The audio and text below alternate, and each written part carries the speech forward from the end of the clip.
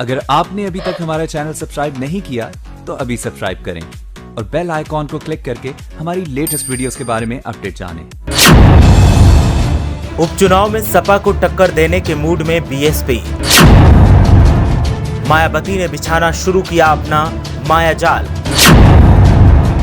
8 सीटों पर बीएसपी ठोकेगी सियासी ताल। उपचुनाव में सपा के लिए चुनौती पेश करेगी बीएसपी। 1 सीट से मायावती ने उम्मीदवार भी किया तय। सपा ने भी चुनौती स्वीकार कर रणनीति कर दी मजबूत। उत्तर प्रदेश की सियासत में वनवास झेल रही बीएसपी एक बार फिर सपा को टक्कर देने की तैयारी में है। बीएसपी प्रमुख मायावती अखिलेश यादव के सामने उपचुनाव में चुनौती देने के लिए रणनीति बना रही हैं। ऐसे में सियासी पंडितों का मानना है कि अगर अखिलेश यादव की रणनीति कमजोर पड़ी तो फिर मायावती उपचुनाव में अखिलेश यादव पर भारी पड़ सकती हैं। वहीं सपा नेता भी अब पार्टी नेतृत्व से सावधान रहने की अपील कर रहे हैं। दरअसल सत्ता से बाहर बीएसपी लंबे अरसे से सियासी मजबूती का प्लान बना रही है और इसीलिए उपचुनाव से परहेज करने वाली मायावती अब प्रदेश की 8 विधानसभा सीटों के उपचुनाव में ताल ठोकने की तैयारी में है। इसके लिए एक विधानसभा सीट पर मायावती ने उम्मीदवार भी लगभग तय कर दिया है। ऐसे में अब सपा थोड़ी पिछड़ती दिख रही है। सत्ता में वापसी को लेकर काफी जतन में लगी बहुजन समाज पार्टी अब विधानसभा उपचुनाव में कोई कोर कसर नहीं छोड़ना चाहती।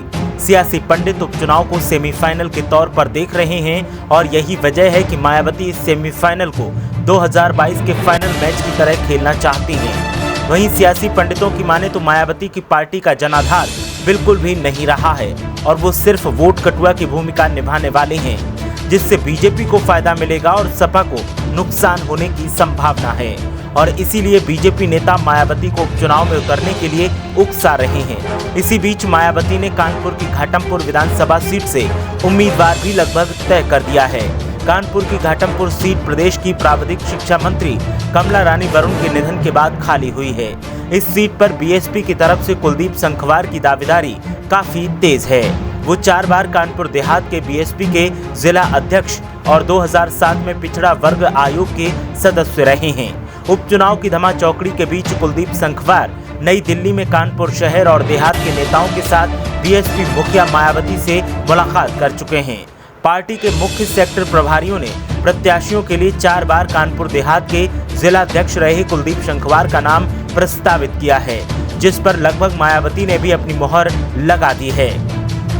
बहुजन समाज पार्टी की इन 8 सीटों पर मजबूत प्रत्याशी उतारने की योजना है, लेकिन गौर करने वाली बात यह है कि इनमें से एक भी सीट पर पहले मायावती का दावा मजबूत नहीं था, लेकिन अब मायावती उपचुनाव में जीत के लिए कम सपा को हराने की फिराक में लड़ने की तैयारी कर रही हैं और इसका संकेत बीएसपी के तमाम नेता देते हैं, जिनके बयान अक्सर सपा के विरोध में आते हैं।